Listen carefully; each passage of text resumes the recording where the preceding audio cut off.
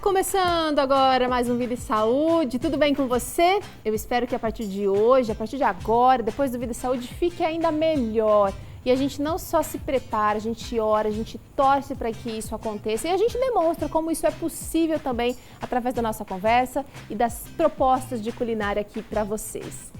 Durante o Vida e Saúde dessa semana, a gente está conversando com dois amigos, parceiros do Vida e Saúde, o chefe Ricardo Fioravanti, Felipe Biasi, e a gente tem descoberto um pouquinho sobre o que os torna chefes tão especiais, com criatividade, com potencial tão bacana. Hoje a gente vai tentar entender um pouquinho por que comer. Comer só por comer?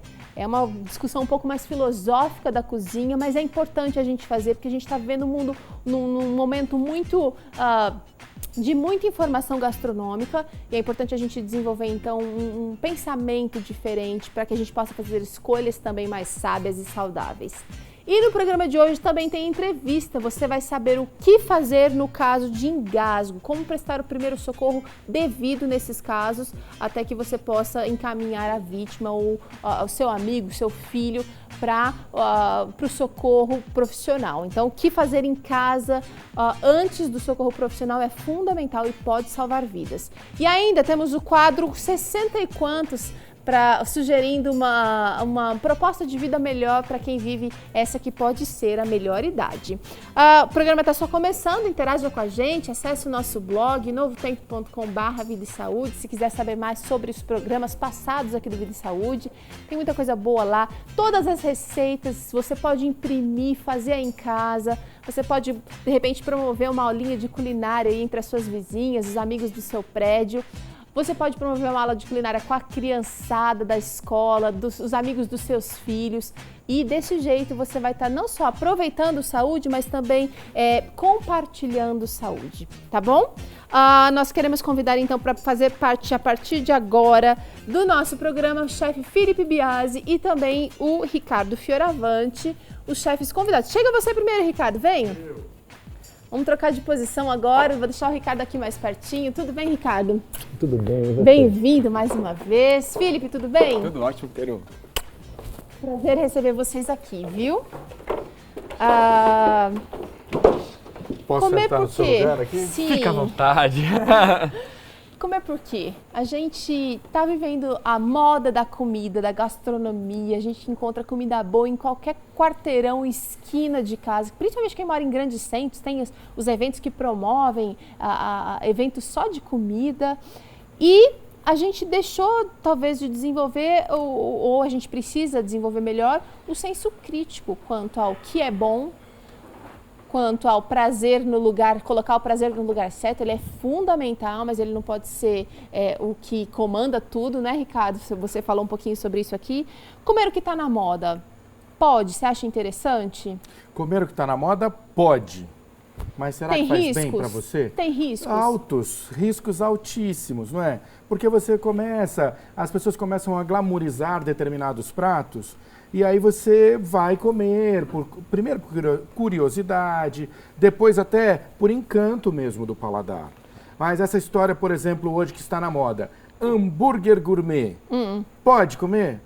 Você pode fazer tudo o que quiser, mas isso não faz bem para você, você tem que ter clareza disso. A Bíblia fala disso, né? Isso é claro. Então assim, pode?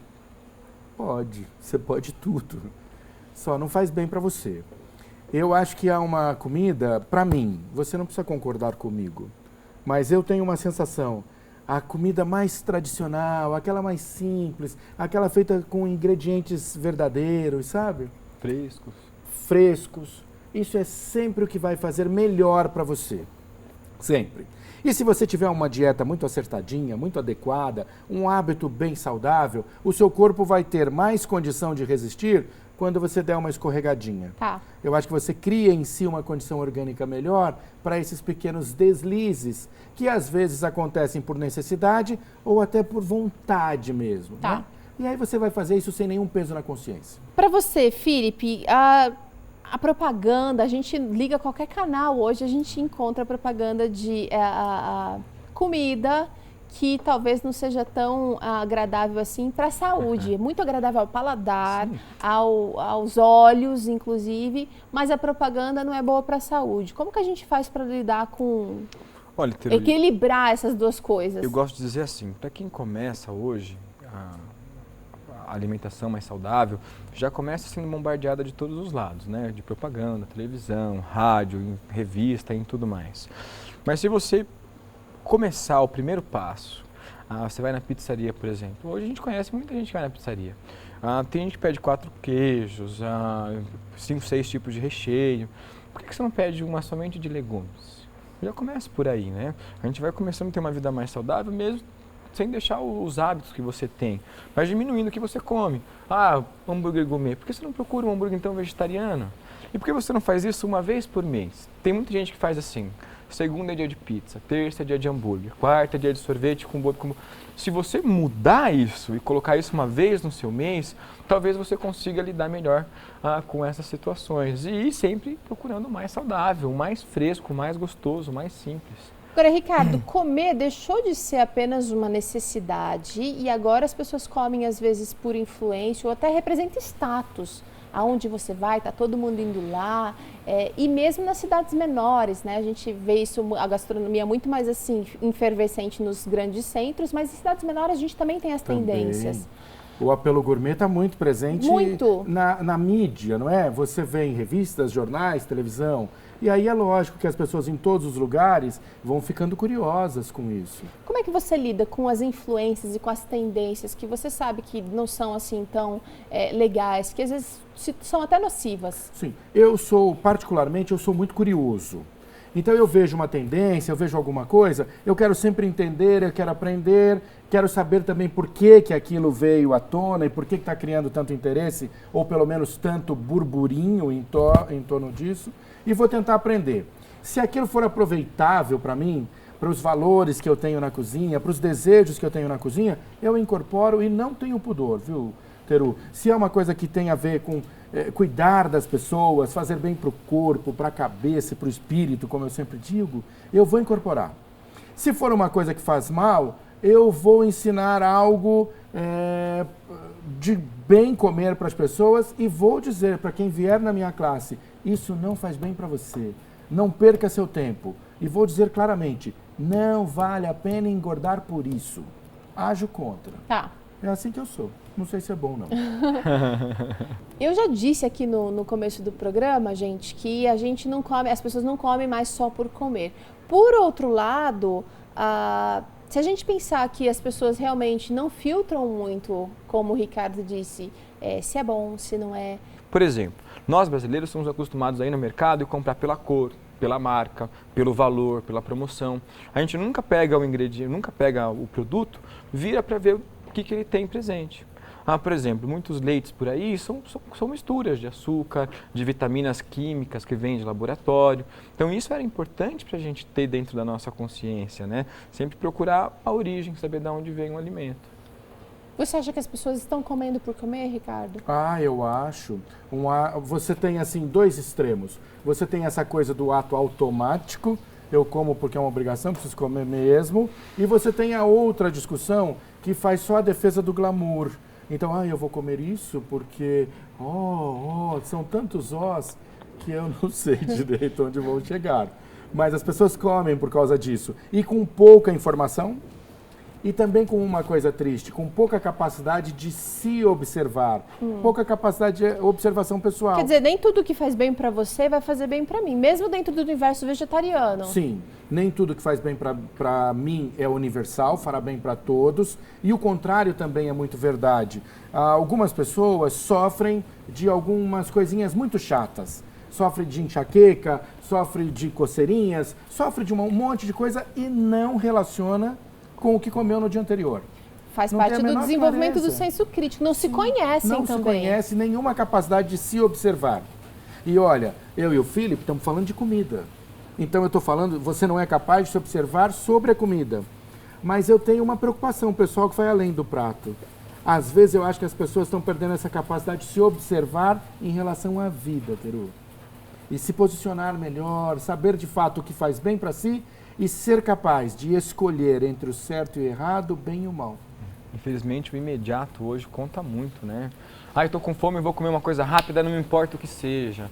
A Então, gente vai falar um pouquinho mais sobre esse assunto, que é fundamental. A gente vive o imediatismo. Mas eu quero convidar antes vocês para acompanhar a história, para a gente conhecer mais um desses chefes anônimos muitas vezes, mas que fazem diferença dentro de casa e por quem está ao redor. Como estamos vendo essa semana, cozinhar não faz parte apenas de uma profissão, a do chefe. Para algumas pessoas, o fato de preparar um alimento caprichado, gostoso, é também um hobby. Por isso que hoje eu vim conhecer mais uma pessoa que é cozinheira de mão cheia e que faz sucesso por onde passa. Hoje nós viemos bater um papo com a Nani, uma cozinheira de mão cheia que faz questão de cuidar pessoalmente da alimentação das pessoas que ama. Que a Nani sabe cozinhar, isso com certeza a gente já percebeu logo que nós chegamos aqui. Tudo muito organizado, bonito e caprichoso. Mas eu quero saber de você como que surgiu essa paixão pela culinária. A família é de descendência italiana, né? Então já vem aquela coisa assim de se reunir em torno da mesa, e a gente cresceu ficando muito à mesa, né? Tanto na hora da refeição quanto depois, a gente sempre ficava conversando à mesa, e é de família, assim, todo mundo gosta muito de cozinhar, a minha mãe, a minha avó, e eu sempre fui muito companheira da minha mãe, né? Então tava muito ali na cozinha, olhando, e a paixão foi crescendo. Minha mãe nunca falou assim, ó, senta aqui, hoje nós vamos aprender a fazer um arroz, anota aí. Não. Eu fui pegando o jeito, assim, de acompanhar, né? Ela fazendo, e eu comecei a cozinhar mais ou menos com uns 10 anos. Nós morávamos numa cidade e minha mãe resolveu estudar, nós fomos morar em Hortolândia. Então, meus irmãos e minha mãe estudavam num período e eu estudava no outro. E aí, de manhã eu ficava em casa, fazia o almoço para todo mundo, para mim também, porque eu precisava almoçar para ir para a escola, e aí começou. E nunca mais eu parei. Eu gostaria de saber quando que você começou a incorporar os alimentos saudáveis nas suas receitas. Ah, foi bem cedo. Eu tinha 8 anos quando a minha mãe resolveu ficar vegetariana. Mas eu lembro de que quando a gente comia carne em casa, eu nunca gostei muito. Então, assim, tinha que estar sola de sapato para eu comer. Mais que bem passada. Eu não gostava da textura, não gostava do sabor, não gostava. Então, quando a mamãe resolveu ficar vegetariana, foi fácil, né? E aí, quando eu comecei a cozinhar, já não se fazia carne em casa. Então, eu nunca aprendi a fazer carne. Eu até tentei uma época, mas não dava muito certo. Na sua vida, o que a comida realmente representa? Ah, e comida é aconchego, é amor. Eu acho que cozinhar para alguém é uma forma de amor, sabe? E eu amo cozinhar para as pessoas, eu amo ver as pessoas comendo a minha comida. Em casa a gente foi criado assim com esse sinônimo, né? Comida e amor juntos. Então cada um tem o seu prato preferido, que a mãe faz e tal.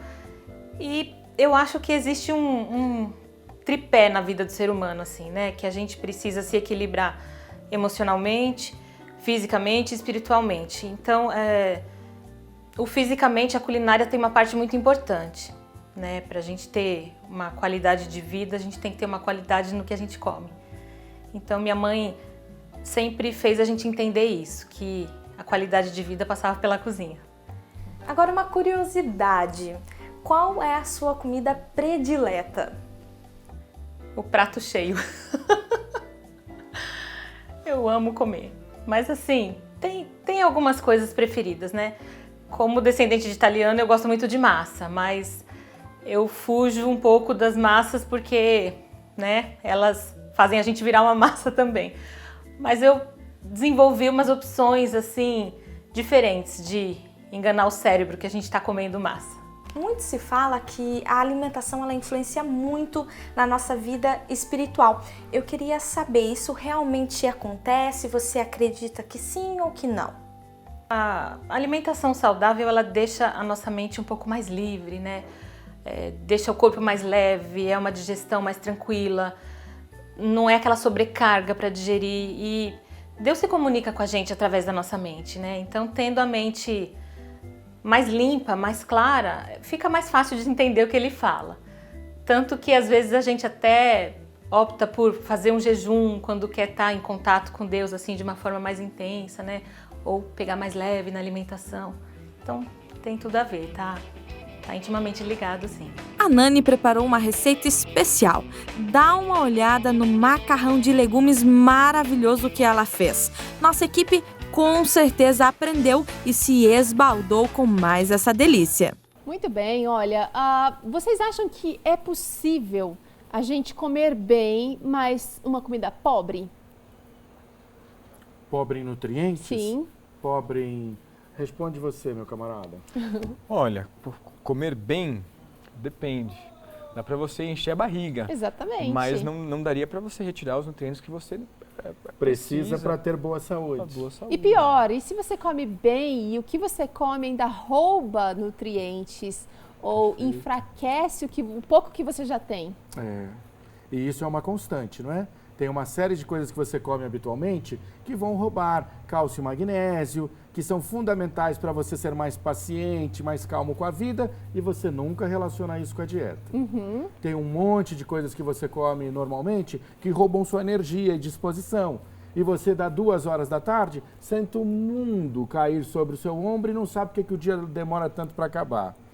Então, sem dúvida nenhuma, saber escolher é fundamental para você viver bem, ter uma vida plena. E não é difícil, viu, Teru? Não é difícil escolher bem. Né? Um outro ponto que o Felipe acabou citando aqui antes da gente assistir a matéria é a questão do imediatismo. A gente quer comer bem e a gente quer que seja muito rápido. Em casa, isso parece que é praticamente impossível, a não ser que você compre tudo congelado. Dá para se preparar e viver com a proposta que a gente tenta trazer aqui no Vida e Saúde. Isso é mais prático em casa, Ricardo? Dá. Você tem uma série de pequenos truques na cozinha que podem facilitar o desenvolvimento de uma receita. O nome chique disso é mise en place. Você vai preparando as coisas para depois fazer o prato finalmente. Eu tenho uma série de diquinhas minhas. Você tem diquinhas suas? Quero saber, porque eu gosto de aprender. Justo, olha, eu acho que utilizando sempre o mais fresco, sempre estando à mão ali e você poder separar em porções também ajuda muito. Mas dá para deixar coisas prontas, Sim, por exemplo, pão torrado, dá para ter sempre em casa? Sempre em casa, o pão integral até que fresco. Tem gente que fala assim, mas o pão integral de uma noite para outra acaba. Não, o pão às vezes dura 7 dias, se você saber conservar ele. Se você dividir em 2 fatias e colocar um patezinho para cada uma dessas fatias, você consegue ter o pão para a semana inteira, para o seu café da manhã. Então são pequenas coisas que você pode fazer na hora também que dá certo. Patês, sopinhas rápidas, mini hambúrguer de castanhas, croquetes, coisas que você pode bater no liquidificador, usar um processador e assim estará pronto. E as suas dicas, chefe? Eu faço coisas assim, olha, eu vou cozinhar um vegetal ou alguma coisa, eu guardo aquele líquido e congelo. Em seguida, ele vai ser uma base de sopa para mim, muito mais rápido do que a sopa começou. Um caldo de legumes. Eu vou cozinhar a minha massa, o meu macarrão, porque eu gosto de um macarrão. Vou cozinhar naquele caldo e ele vai ser muito mais saboroso e muito mais ágil. Eu costumo também comprar os meus temperos e hoje, por uma questão de conservação, eu já higienizo, pico todos e guardo separadinhos, congelados. Depois eu tiro e já faço. Eu tenho feito muitos testes com cebola e alho. Antigamente eu era mais preconceituoso em fazer isso antecipado. Hoje eu tenho processado tudo. Eu compro, processo e eu separei, Felipe, forminhas do meu congelador. Legal. Para que elas não fiquem com cheirinho e tal. E eu só uso uma pro alho, uma pra cebola, Teru. E eu faço o meu cubinho de alho, de cebola. Se eu faço alguns cubinhos cheinhos e alguns cubinhos rasinhos. Pra menos. Quando eu vou usar, para não ter aquele esforço do pica-pica, que é o que afasta, né, as pessoas da cozinha, eu já ponho na panela, ele se descongela ali mesmo com o próprio calor e eu começo a tocar os temperos a partir daquilo. Então, planejamento e estratégia é fundamental. Agora, a gente também come com os olhos. E eu acho que a culinária vegetariana pecou por anos nessa questão, nesse quesito apresentação. Hoje a coisa está muito diferente. Como que você investe em apresentação em pratos vegetarianos? Eu trabalho Você acha que isso é importante, Ricardo? Isso é importante, isso é sedutor. Enquanto a culinária vegetariana não se preocupava em apresentar pratos melhores, ela tinha um conceito equivocado, Teru. Muita gente acha que comer saudável tem que ser compreendido aqui, ó. As pessoas acham que você compreende a comida na cabeça. Comida você não compreende na cabeça. Você começa a entender nos olhos, mas define a compreensão aqui, ó. Au! Então, quando você vai aprendendo isso, você vai percebendo que a forma de apresentar, às vezes até não denunciar que algo é feito de determinado ingrediente, porque a gente, tanto eu quanto o Felipe, a gente lida com muita resistência. Né? Você faz hoje uma coisa de berinjela... Muito preconceito. Preconceito. Você faz uma coisa de berinjela e muita gente detesta a berinjela. E por que detesta a berinjela? A berinjela em si não é ruim, mas porque uma tia achava que cozinhava muito bem, fez uma berinjela horrorosa. A vida inteira e todo Natal ela trazia aquela berinjela. E aquela pessoa acha que berinjela é aquilo. Não é aquilo. Você pode fazer de um monte de jeitos. Tá. Então, lidar com a resistência alheia nos obriga a apresentar isso de forma mais agradável e mais palatável para as pessoas. Tá, eu vou querer saber também o ponto de vista do Felipe, mas é logo depois do intervalo, então a gente tenta entender como tornar aquilo que já é bom, que já é saudável, uma coisa também atrativa aos olhos.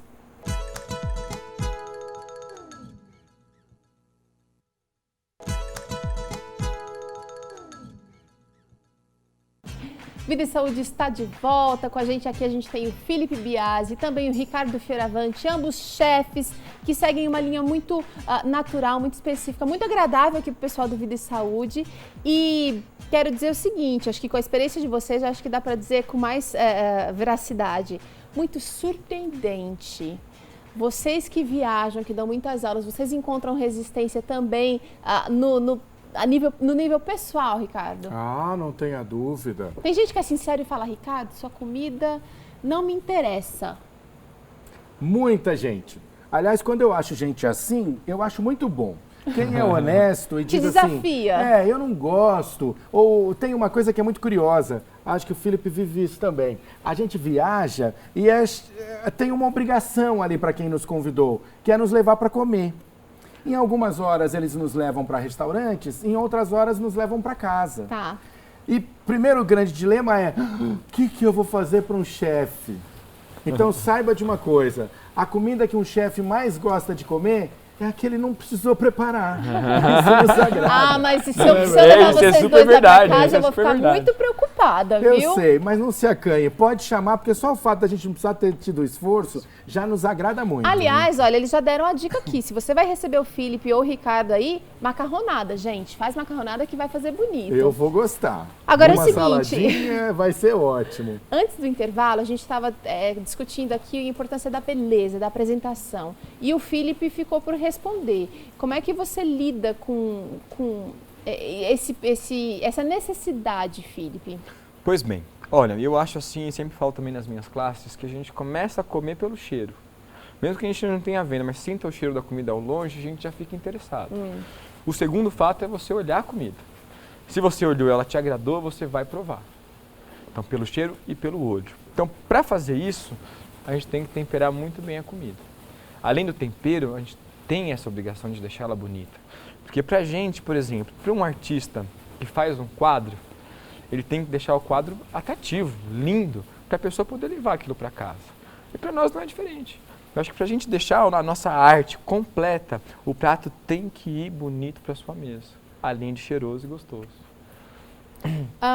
Na cozinha, vocês acham que tem sempre coisa nova para aprender? Sempre.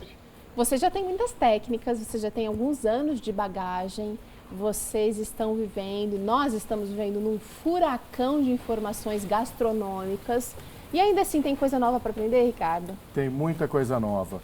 Eu fiquei sabendo hoje, por exemplo, que numa das classes o Felipe descobriu uma coisa porque a aluna sugeriu, não é isso? Isso. Uma solução. O que era? Foi o prato. Um sushi de berinjela. Oh, Era um sushi. no lugar da alga, a berinjela? A berinjela. Ah, sensacional. Isso eu não sabia, estou aprendendo. Então, são coisas novas que a gente aprende, né? Eu sempre aprendo e aprendo com as pessoas mais simples.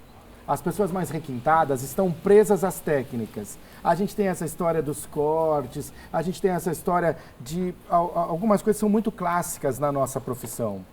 E as pequenas soluções, as pequenas ideias, essa história de fazer o sushi preso numa folha de berinjela, isso é sensacional. Eu vou testar já.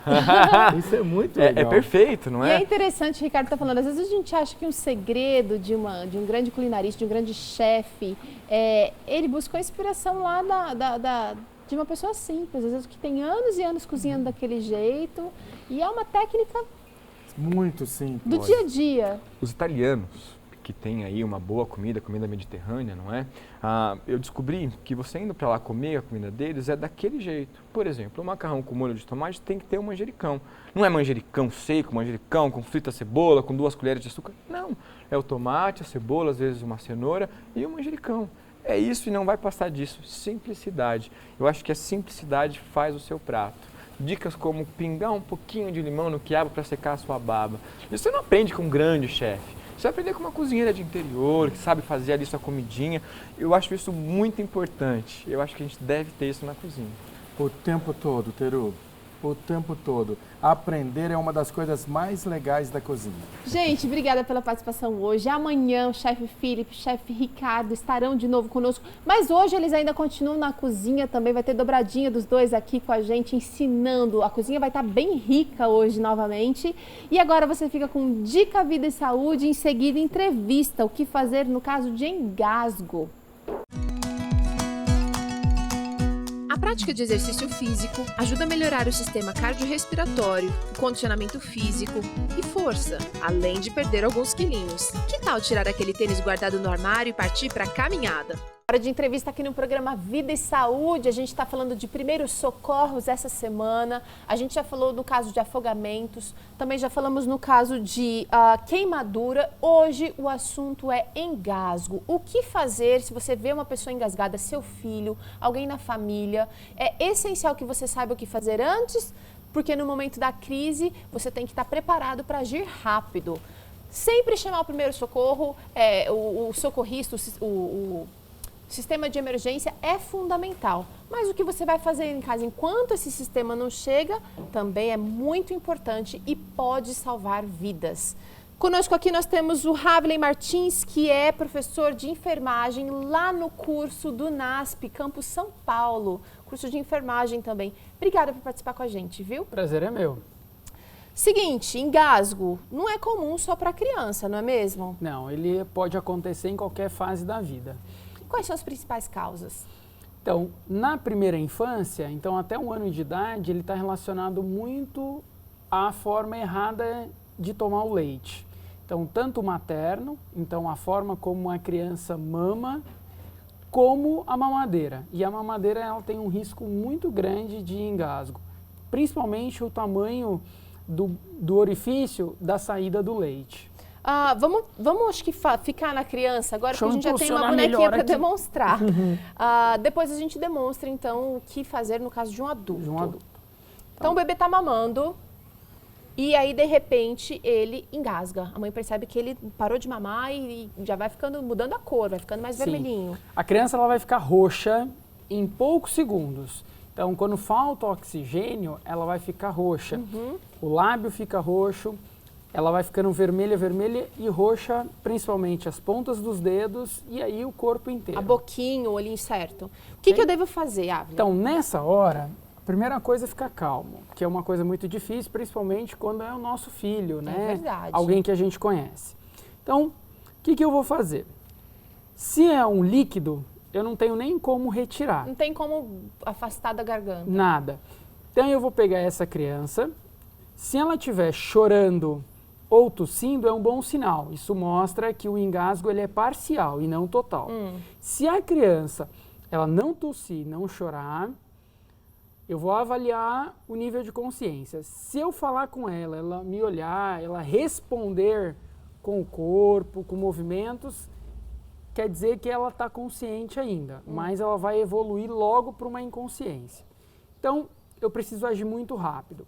Se uma criança de até 2 anos, o que eu vou fazer?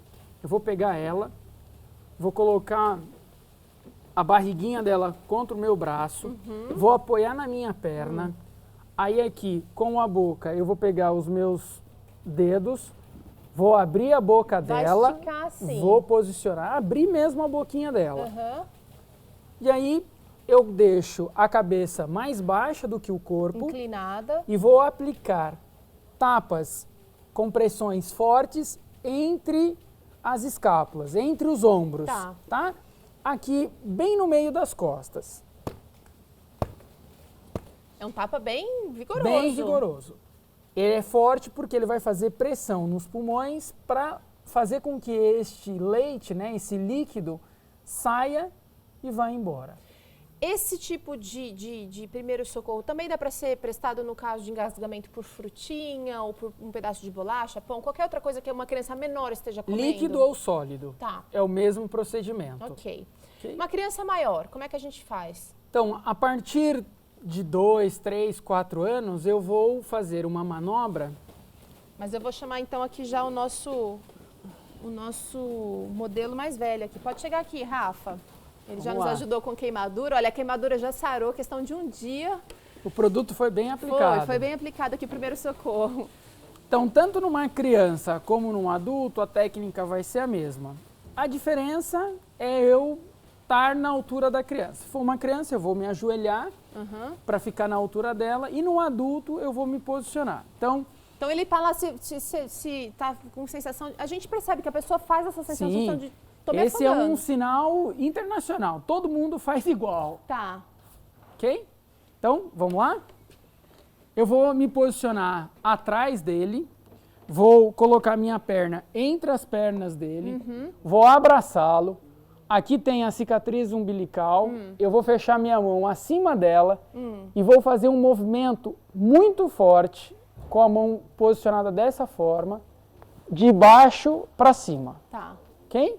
E vou aplicar isso várias vezes, até sair. Até sair o que está obstruindo. Ok. Isso funciona com, por exemplo, espinha de peixe?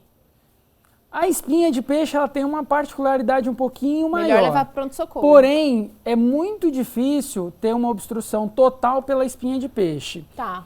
Isso vai ser mais por sólido. Então, pipoca, bala, chiclete, carne. Então, é muito frequente esse tipo de obstrução em churrascarias. Tá? Vamos fazer o seguinte, acho que não vai mais demonstrar com o Rafael. Não. Não, muito obrigada, viu, Rafael?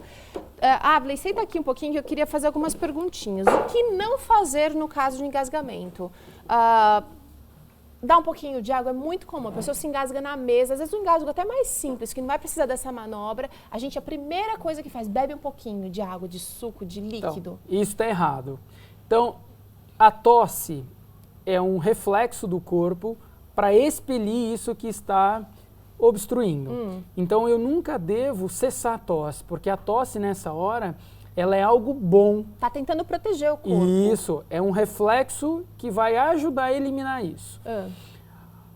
Quando eu estou tossindo ou falando, quer dizer que a obstrução ela é parcial. Então, o próprio corpo... Tá incomodando e tal, mas eu tô conseguindo passar ar ali. Então, a pessoa não vai ter uma obstrução que vai levar à morte. Claro, se é uma espinha de peixe, às vezes ela entrou dentro do tecido, então eu preciso levar para o pronto-socorro. Às vezes precisa até de um especialista, um endoscopista que vai com endoscópio chegar até aquele lugar e retirar. Se for algo mais simples... Então, a história de tentar retirar em casa com uma pinça, mesmo que eu ferva a pinça, não é legal. Totalmente errado, porque eu não tenho o equipamento correto, não vou ter visibilidade correta para aquilo. A hora que eu for colocar, eu posso provocar tosse e outros reflexos que podem aprofundar esse engasgo, e aí eu vou ter uma emergência muito pior. E aquela história de comer um pedaço de pão? Então, a ideia é que o pão, né, o miolo... Vai empurrar. Vai empurrar. É crendice, porque, mais uma vez, eu posso agravar o engasgo e aí eu ter um engasgo que era parcial, ele se torna total e aí a pessoa vai ficar inconsciente e aí eu vou ter que atender uma parada cardíaca, como nós já falamos anteriormente. E o engasgo, ele pode sim levar a ter uma parada cardíaca, como no caso de um afogamento. Quer dizer, obstruir o ar, o coração deixa de funcionar. Em alguns casos, quando é que eu devo nem aplicar a manobra de... Esqueci o nome. Heimlich. e usar a outra manobra de massagem para ressuscitar. Então, a técnica de Heimlich, ela é utilizada com o paciente consciente, com a pessoa quando ela está consciente. Ou ela está conseguindo falar, tossir, chorar, ou ela não faz nada disso, mas ela está ainda de pé, está consciente. Tá. Quando ela perde a consciência e ela desmaia, eu não vou mais aplicar essa técnica, e sim eu vou aplicar a RCP. Até porque para aguentar o peso de um corpo que está inconsciente e mais aplicar a manobra vai ser um negócio meio difícil. Sim, existe uma forma, uma técnica que a gente pode aplicar com a pessoa no chão. Só que hoje os protocolos internacionais não recomendam mais essa técnica para vítima inconsciente. Então, no caso de engasgo e a pessoa está inconsciente, eu vou colocar no chão e aplicar a manobra, então, de ressuscitação. Cardiopulmonar, RCP. Tá. E aí eu vou aplicar as compressões fortes e rápidas no tórax. Pessoa inconsciente, a primeira coisa que eu faço é ligar para a emergência, 192, 193 ou 190, se eu não lembrar nenhum desses dois, ou se aonde eu estiver a polícia militar chega mais rápido, e vou aplicar a técnica de RCP. Tá certo. Tá? Compressão rápida e forte no tórax até chegar ao socorro. o serviço de emergência chegar. Tá certo. Abley, muito obrigada novamente pela sua contribuição. Amanhã ele ainda volta falando um pouquinho sobre o socorro no caso de cortes, o que fazer imediatamente. Agora a gente vai para um rápido intervalo. Na volta tem culinária dobradinha na nossa cozinha. Felipe e Ricardo Fioravante estão lá e vão fazer uma coisa gostosa para a gente comer hoje. Não perde não, já já.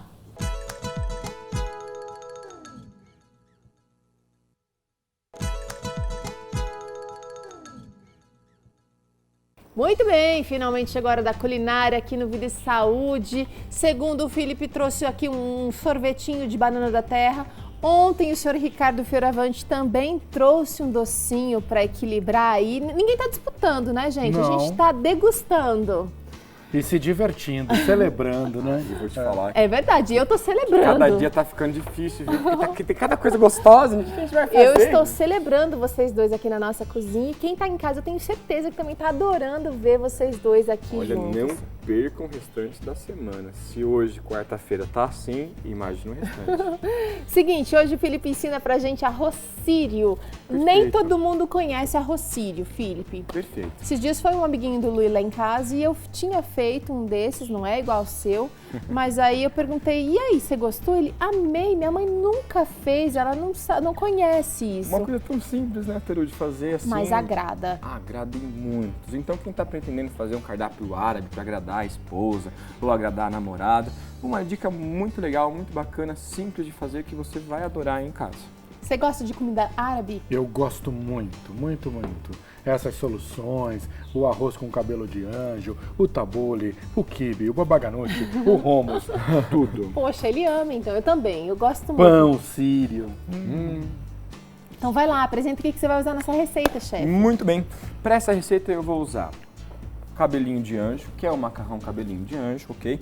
Eu trouxe aqui para 1,5 xícaras de arroz, 3 bolinhas de cabelinho de anjo. Tá. Ok? Eu vou usar 2 a 3 dentes de alho já triturado. Vou usar 1/4 de cebola. Aqui, ó, tá inteira, tá, pessoal? Não é 1/4, vou separar já 1/4 e cortar. Vou usar 1,5 xícaras de arroz. Pode ser integral ou pode ser o branco comum. Vou usar o sal. Sal sempre a gente gosta de usar o marinho. Vou usar um pouquinho desse camarada chamado azeite extra virgem. E vou usar também a água, que é importante para a gente fazer o arroz. A quantidade a gente já sabe que é cobrir o arroz por pelo menos 2 dedos assim. Eu não sabia disso aí, não. Eu faço tudo medidinho. Agora, com o cabelo de anjo, eu aumento um pouquinho a quantidade. Mas o chefe tá dando a dica. A gente vai aproveitar, né, gente? Ricardo, você faz arroz a olho ou você faz arroz medido? Eu faço, assim, a olho, mas com uma referenciazinha. Eu faço arroz integral na maioria das vezes e sempre uso, assim, 1 medida de arroz, 2 medidas de água.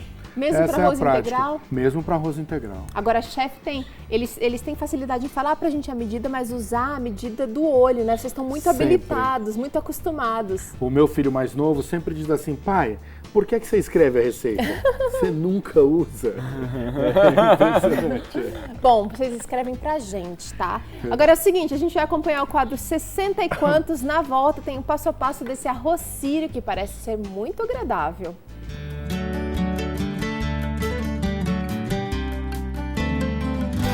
Olá, que prazer a gente estar aqui novamente, agora num cenário diferente, com muito verde, muita natureza.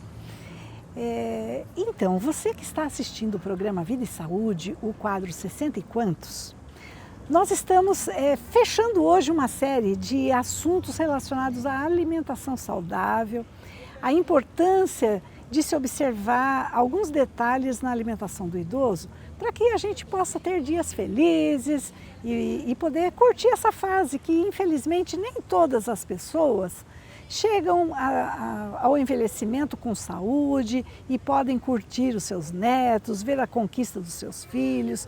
É uma fase muito boa. E hoje a gente vai falar um pouquinho, então, concluindo o nosso assunto, sobre as fibras alimentares e vamos dar para vocês assim umas dicas de como você saber se o seu peso está saudável e se a sua dieta está respeitando os princípios de uma alimentação saudável, ok? Então vamos lá. O que é a fibra? A fibra é um composto do vegetal e ela está presente nos alimentos que nós consumimos. Então você tem fibra solúvel e tem fibras insolúveis. A fibra solúvel é aquela que você encontra nas raízes, nos cereais e também nas frutas. E elas são importantes porque elas ajudam a transportar resíduos da digestão das gorduras e ajudam a eliminação do bolo fecal.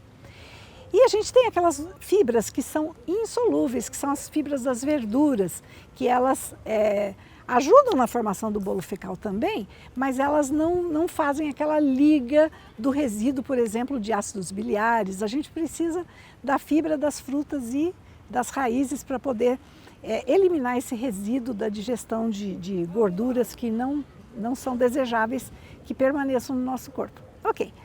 Bem, se você consome uma dieta com cereais, com raízes e frutas, você tem um fornecimento ideal de fibra sem se preocupar de ter que fazer um pão integral e colocar fibra. Para que vai colocar fibra? Usa farinha integral, metade de farinha integral, metade de farinha branca e você já vai ter a quantidade suficiente, né, para atender a necessidade de fibra na dieta. E agora a gente vai falar um pouquinho de água. Nós já demos umas dicas, né? De que a água é importante, a água faz parte da composição de 60% do corpo de pessoas adultas. Até os 50 anos, mais ou menos, você pode calcular mais ou menos isso. 60% da composição do corpo, água. E aí, a gente envelheceu. Lembra que nós falamos que o nosso corpo perdeu massa magra? Então, o idoso passa a ter 50% da composição corporal em forma de líquido circulante. Então, é muito fácil o idoso ficar desidratado. Então, tem alguns fatores que a gente tem que prestar atenção, que podem ser agravantes para uma desidratação. Se o idoso teve alguma infecção ou uma diarreia, a oferta de líquidos tem que ser maior, ok? Evitar a utilização de laxantes ou diuréticos também sem a recomendação médica. Que bom que eu estive aqui com você esses dias. Um grande abraço. Muito bem, agora sim acompanhamos o passo a passo da receita de arroz sírio e o Felipe que está trazendo, que vai preparar essa receita hoje. Amanhã o Ricardo Fioravante vai para, não sei se vai para panela ou para geladeira ou para pia, mas ele que vem para nossa cozinha. Sim, amanhã é minha vez. Então tá bom. E minha de provar. Felipe, essa receita é uma receita fácil? Fácil de fazer, muito simples, não tem nenhuma dificuldade. Quem tem panela em casa, um pouquinho de óleo aí, o macarrão e o arroz consegue fazer com a maior facilidade. Então vai. Vamos lá fazer? Vamos. Para fazer, gente, olha, eu vou abusar do Ricardo. Vou pedir para que ele corte esse 1/4 de cebola para mim, enquanto eu vou aqui mostrando como é que a gente faz. Pequeno. Ricardo, você já tentou fazer arroz sírio com arroz integral? Já. Deu certo? Dá certo. Eu só tenho uma restriçãozinha, assim, um comentário. O arroz cateto não vai funcionar muito bem. Eu uso sempre o arroz integral, agulhinha, para esse preparado. Ele acaba compondo melhor com o cabelo de anjo e eventualmente até com algum outro acompanhamento ali que você vai acabar servindo. Agora, o arroz integral ele é mais duro para cozinhar, então o cabelinho de anjo não vai derreter todo? Não vai derreter, o cabelo de anjo é em si um macarrãozinho mais resistente, porque ele é de um fio menor também, né? E o que nós queremos é que ele acabe incorporando em cada grão do arroz para que dê esse acabamento ali, olha, aquela percepção de um elemento a mais nesse preparado do arroz. Tá aqui, camarada, prontinho. Perfeito, muito obrigado. Tem papel toalha ali, chefe Ricardo. Muito obrigado também, viu? Imagina. E... Olha, então a gente vai começar, Peru. Eu vou fazer o seguinte. Na nossa panela, eu vou acrescentar então a cebola. Esse é 1/4 da cebola. Ok? O alho. Eu nunca faço arroz com alho, sabia? Ou com cebola, quer dizer. Olha, eu gosto de colocar, na receita original do Sírio, não leva. Mas eu gosto de deixar o arroz um pouquinho mais adocicado. Aí eu acabo usando a cebola. Mas não vai no original, ok, pessoal? Realmente não leva É um toque do a Felipe. cebola, é um toque meu. E eu vou colocar aqui então, olha, um pouquinho do azeite. E vou fazer o seguinte, Teru. Vou ligar o nosso fogo. Essa panela esquenta rápido, né, Felipe? O fundo dela é mais grosso, então ela esquenta muito rápido e queima muito rápido. Mas é ótima panela. Vou colocar já dentro da cebola e do lado do alho, eu vou colocar o cabelinho de anjo, mas sempre quebrando ele com a minha mão, olha. E ele vai fritar junto. Vai dar aquela refogada, aquela fritada, vamos dizer. Agora, assim. ele queima muito rápido, né, Ricardo? Ele vai mudar de cor, vai mudar a textura, mas em seguida eu acho que ele vai vir com o arroz e com a água já. No tempo suficiente para que ele não fique amargo ou queimado. Ele tem que dourar, pelo menos, Ó. Felipe. Pelo menos dourado. E lembre-se, sempre quando você olha pra ele e ele tá com aquela cara de estar pronto, não espere mais. Tem muita gente que fala assim, ah, não, mais um pouquinho. E às vezes esse pouquinho passa do ponto. Gente, que cheirinho de comidinha de mãe isso aqui. Essa cebola refogada. E quando colocar o arroz, então, que a coisa vai dar saudade. Ele vai...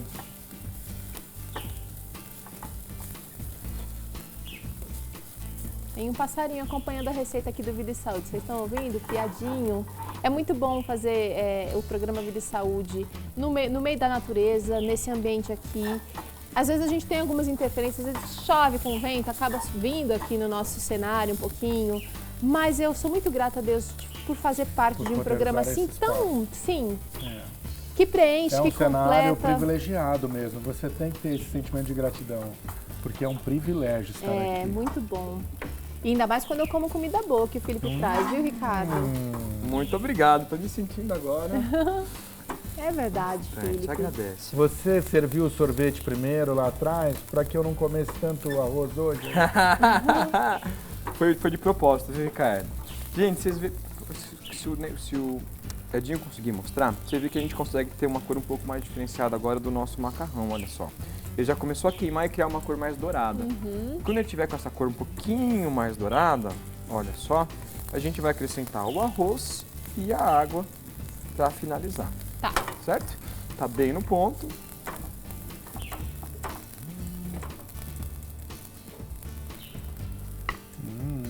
Fica difícil, né, gente?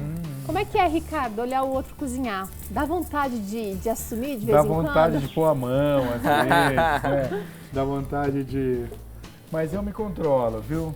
Minha mãe que corre, ela disse o seguinte, que às vezes ela tá dirigindo e ela vê alguém correndo, ela fala que ela sente vontade de correr também, porque ela sabe da sensação boa que o outro tá vivendo. A culinária também tem o lance da experiência, né?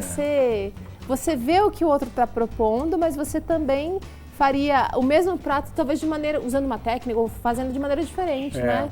Quase sempre é assim, né? E a grande coisa da culinária é que nada é errado, de fato.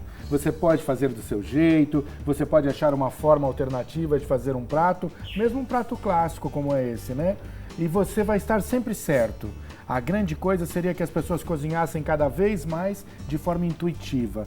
E assim você começa a se empolgar na cozinha, você toma passos mais adiante que você não tomaria antes. Por exemplo, eu nunca fui bom em bolos. Né? nunca tive essa experiência boa, assim, fazer um bolo e ficar legal. E hoje em dia a gente vai se aprimorando. Você tem que fazer uma massa, faz outra, Essa dá é uma certo, coisa não que a dá, gente não conversou sola. muito ali. Pontos fracos. Tem alguma coisa que você não é muito bom, Ricardo? O Felipe já admitiu isso pra mim uma vez. Bolo. Eu faço... Tem muita coisa que eu não sou bom, Teru. Vai. É tanta coisa que eu não consigo nem... Vamos lá. Imagina. Eu sou bom, então vou começar ao contrário, porque daí Tá. eu vou lembrando do que Tá. eu não sou bom. Eu sou bom em massas, eu sou bom em molhos, eu sou bom em assados, eu sou bom... A parte de salgados é onde eu mais gosto e onde eu acabei fazendo mais, então fiquei melhor. Tá. A parte de doces eu não gosto tanto, então eu acho que eu não sou bom nessa parte. Eu sou do seu time, de sobremesas, assim. Mas você já fez sobremesas que eu babei. Eu lembro da sua torta de tâmaras. Mas eu acho que é um pouquinho disso que o Felipe falou. Você vai fazendo tanto que vai ficando no automático e vai aprendendo a se corrigir, né? Eu me corrijo pra mim, acho que ele é assim também, e me corrijo muito a partir da opinião dos outros. Você serviu um prato, muitas vezes eu não preciso ouvir o comentário de quem está comendo. Só pela reação, a segunda garfada me informa tudo do que ele está achando. Eu olho, bato o olho e aí eu já sei, vou melhorar, vai ter um pouquinho mais de sal, um pouquinho menos de sal, um pouquinho mais do doce e essas coisas. E eu, de fato, não lembro mais alguma coisa. Tá, vamos voltar pra essa receita. Eu queria saber se você é Justo. ruim de sopa? Eu não sei, eu não tô lembrando aqui. Isso não quer dizer que eu me sinta muito bem. Tá. Quer dizer que eu acho que eu sou ruim em um monte de coisa e eu não tô, Não, sim, não tudo tô bem. conseguindo eleger. Agora, Tem alguns pontos positivos e outros negativos, todo né? mundo. Eu sou mal em salgadinho. Essas coisas normalmente de festa, de Você tá brincando. O friturinhas. Felipe é bom nisso. Eu uso Cheio uma da bola, receita sua, camarada. Sabe, você fez uma aqui no programa, coxinha. a coxinha de grão de bico. Nossa. Eu faço ela. Fantástico, muito obrigado. Muito obrigado. Olha a que você. maravilha. Toma, que meu. legal. Seguinte, quanto tempo esse arroz vai ficar no fogo? Aí Muito que eu tô bem. com vontade. Pessoal, olha, eu gosto de deixar o arroz de 10 a 15 minutos fervendo até que a água baixe. A água baixou da maneira que está agora, se a gente puder ver, eu diminuo bem o fogo e tapo ele por mais 10 minutos, ok? Este é o ponto É o jeito do que a nosso gente faz arroz normal. Você faz assim também? Quando assim ferve, também. baixou, a gente... Exatamente. Tá. Então é hora de degustar. Eu vou dar a vez pro nosso convidado aqui, Felipe, porque você é de casa e você que preparou Prova hoje. você primeiro, Teru. Não, Prova. vamos Não, junto. Olha, a gente vamos, come uma então. beiradinha aqui, ali. Ah, eu vou fazer parte desse trio também. Então vem cá. Que lá vamos nós. Soltinho. Cheiroso.